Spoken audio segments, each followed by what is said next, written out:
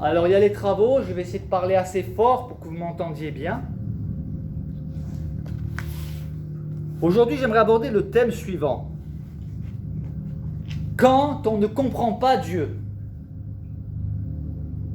Ne vous est-il jamais arrivé de réfléchir sur ce qui se passe dans le monde et d'en arriver à la conclusion suivante, je ne comprends pas Dieu.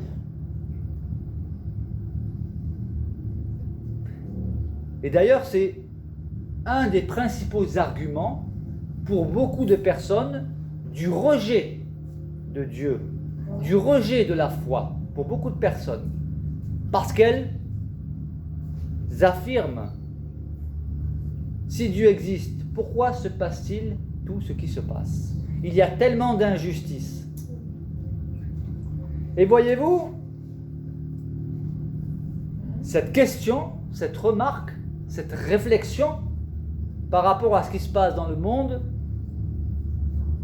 et qui nous pousse à douter de Dieu ou alors à dire je ne comprends pas Dieu, eh bien, des hommes de Dieu, des femmes de Dieu y ont été confrontés à cette question, à cette réflexion.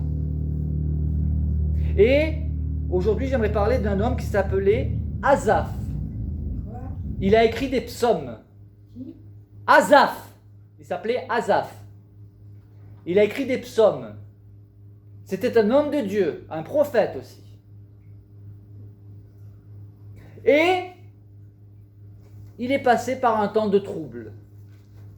Il a considéré ce qui se passait et il ne comprenait pas. Mais il a exprimé toutes ses incompréhensions dans un psaume. Il les a exprimées à Dieu. Et il en est arrivé à une conclusion. Je vous propose donc de lire ce psaume et de le commenter au fur et à mesure. Mais la première chose qui interpelle dans ce psaume, c'est que dès le départ, il dit ceci. Oui, Dieu est bon pour Israël, Dieu est bon pour ceux qui ont le cœur pur. Et il ajoute, toutefois, mon pied allait fléchir, mes pas étaient sur le point de glisser. Car je portais envie aux insensés en voyant le bonheur des méchants. Donc ne vous est-il pas aussi arrivé à nous de constater que des hommes, des femmes méchants vivent longtemps et semblent échapper à tout jugement. Ils sont impliqués dans des affaires, mais ils s'en sortent toujours. Des dictateurs qui sont encore en vie, qui vivent jusqu'à 90 ans. Et à côté de ça, vous avez le bon père de famille, la gentille maman qui à 35 ans décède, laissant des orphelins. Et vous avez des hommes méchants, dictateurs, qui commettent des choses abominables et qui vivent longtemps, qui ont des idées nauséabondes et qui semblent vivre dans un bonheur total. Rien ne semble les inquiéter. Très souvent, ils sont riches et ils passent au travers de toutes les difficultés. Et on peut se poser la question, mais qu'est-ce qui se passe? Mais Dieu, mais tu n'existes pas. Comment peux-tu permettre cela? Et Asaph dit que lui-même, il en est arrivé à un moment donné à porter envie aux insensés en voyant le bonheur des méchants. Il dit, rien ne les tourmente jusqu'à leur mort, et leur corps est en pleine santé. Alors bien évidemment, on peut toujours trouver des exemples de certains qui ne s'en sont pas sortis, mais quand on considère le nombre de personnes méchantes, des personnes tordues, malveillantes, et qui semblent passer les décennies les unes après les autres, on peut arriver à cet état d'analyse, comme Asaph. Il dit, ils n'ont aucune part aux souffrances humaines. Ils ne sont point frappés comme le reste des hommes. Non, s'il vous plaît. Oui, c'est juste qu'on m'a dit qu'il faut que je passe à... Ah ben après, à la fin. Merci.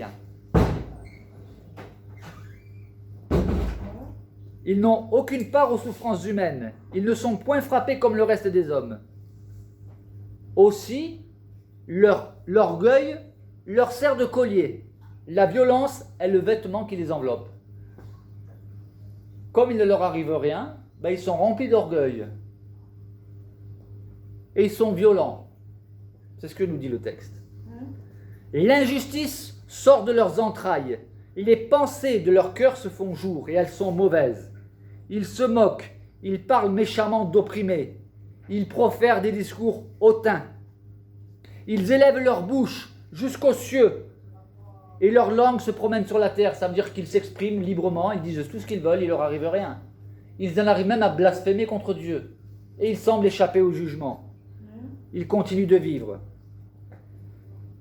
Voilà pourquoi certains se tournent de leur côté. Et certains disent, mais comment Dieu saurait-il? Comment Dieu connaîtrait-il ce qui se passe? Regardez, on fait le mal et il ne nous arrive rien. Ainsi sont les méchants, ils sont toujours heureux et ils sont toujours de plus en plus riches. Je rappelle que celui qui s'exprime là est un homme de Dieu. C'est un homme de foi. Et il en est arrivé à faire ce constat. Et il rajoute en disant, c'est donc en vain que j'ai purifié mon cœur et que j'ai lavé mes mains dans l'innocence. Ça ne sert à rien finalement. Moi j'essaie de marcher avec Dieu, mais ça ne sert à rien. Puisque je vois les méchants qui se vantent, qui commettent des trucs, des choses abominables, et eux ils sont en bonne santé, ils n'ont pas de problème. Il dit, moi, chaque jour, je suis frappé, je suis dans le malheur. Tous les matins, mon châtiment est là. Moi, je vis dans les problèmes, dans les souffrances.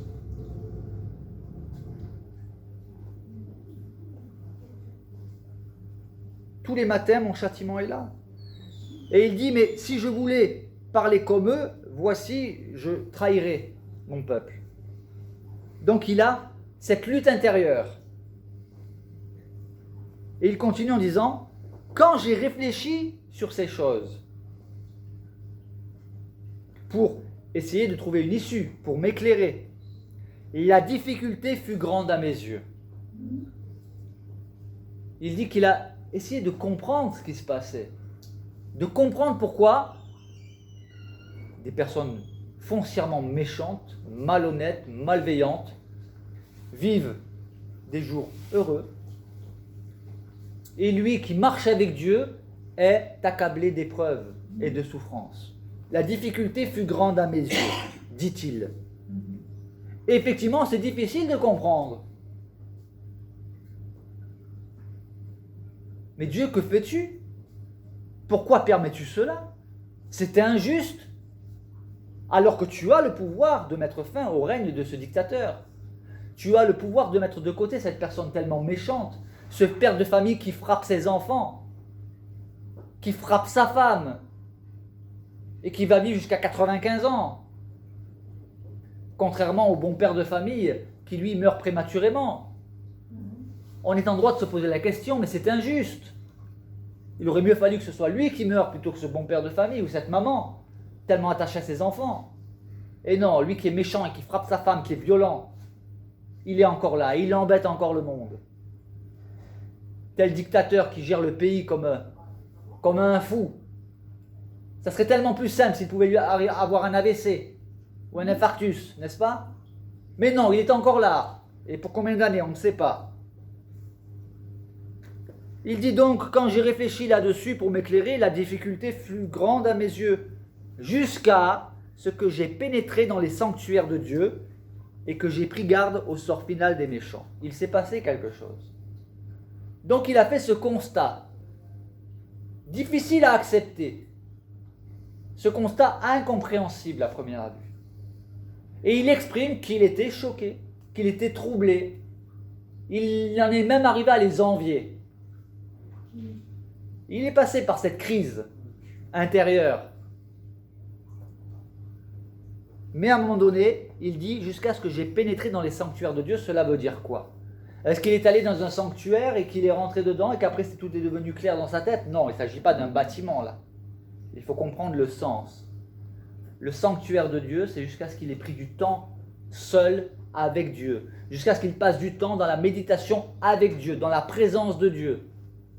Il a passé du temps où il a questionné Dieu, il a réfléchi, et il a reçu la révélation, il a compris une chose. Il dit, jusqu'à ce que j'ai pénétré dans les sanctuaires de Dieu et que j'ai pris garde au sort final des méchants. Le sort final. On peut dire le sort final, il a vécu jusqu'à 90, 95, 100 ans et il est mort. Le sort final, il est mort comme tout le monde. Je veux dire, au bout d'un moment, on meurt. Est-ce que c'est de ce sort final-là qu'il parle? Non. Le sort final n'est pas celui-là. Là, c'est la mort est une étape. Le sort final, c'est après la mort. Le sort final pour l'éternité. Et c'est là que Asaph a compris. Le vrai sort, c'est le sort final, le sort du jugement de Dieu. Et là, il n'y échappera pas, le méchant, le dictateur, l'homme violent, la mère indigne, la femme perverse, que ce soit l'homme ou la femme. Ils n'échapperont pas. Il a compris que même si Dieu laisse faire sur terre, il vient à un moment donné où il faut payer l'addition. Il faut régler les comptes devant Dieu. Il y aura un jugement final. Et lorsque Asaph a compris cela, il a trouvé là une consolation. Il a dit, oui, c'est vrai. Ils sont en bonne santé, ils profitent, ils sont heureux, mais pour un temps seulement. Le temps de leur pèlerinage sur terre, quand bien même ils vivraient 120 ans. À un moment donné, ça s'arrête. Et c'est là que le jugement de Dieu intervient.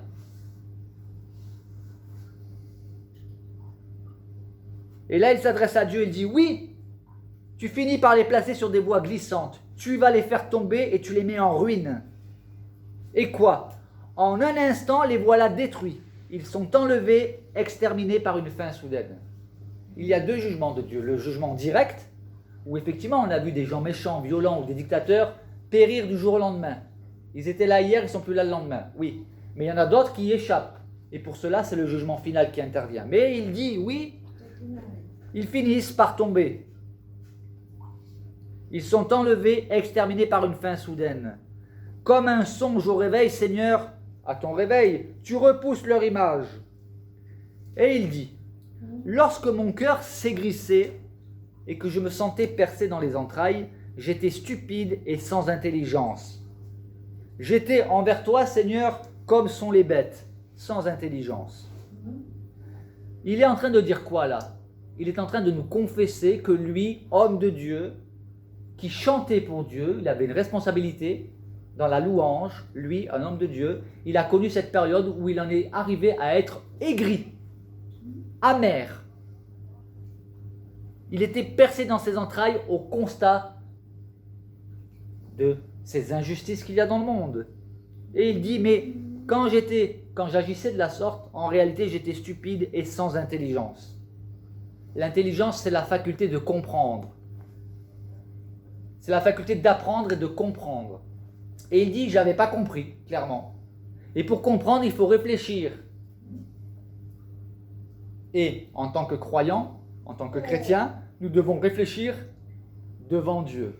Réfléchir en nous adressant à Dieu pour qu'il nous éclaire. Il continue en disant, cependant, j'ai toujours la foi. Tu m'as aidé, tu m'as secouru, tu m'as saisi par la main droite. Et tu me conduiras encore par ton conseil. Puis viendra le jour où tu me recevras dans la gloire. Il est conscient de son sort final à lui, c'est que, oui, tu souffres pour l'instant, parce qu'il dit, je suis frappé tous les jours, je suis éprouvé. Oui, tu souffres pour l'instant, mais viendra le jour où tu ne souffriras plus. Tu rentreras dans la gloire, il en est conscient, il le dit. Tu me recevras dans la gloire. Et il continue en disant, mais quel autre ai-je au ciel que toi? Et sur la terre, je ne prends plaisir qu'en toi. Il est en train de dire, j'ai pas d'autre espérance que toi. Je ne peux pas abandonner la foi. Et quand je suis sur terre, ici sur terre, mon plaisir est en toi, Dieu. Je prends plaisir à vivre pour toi. Malgré les épreuves, malgré les remises en question, malgré les doutes par lesquels il est passé, malgré les questionnements, il ne peut pas se défaire de Dieu, parce qu'il aime Dieu. Et il dit, il va plus loin, ma chair, c'est-à-dire mon corps, ma chair et mon cœur peuvent se consumer.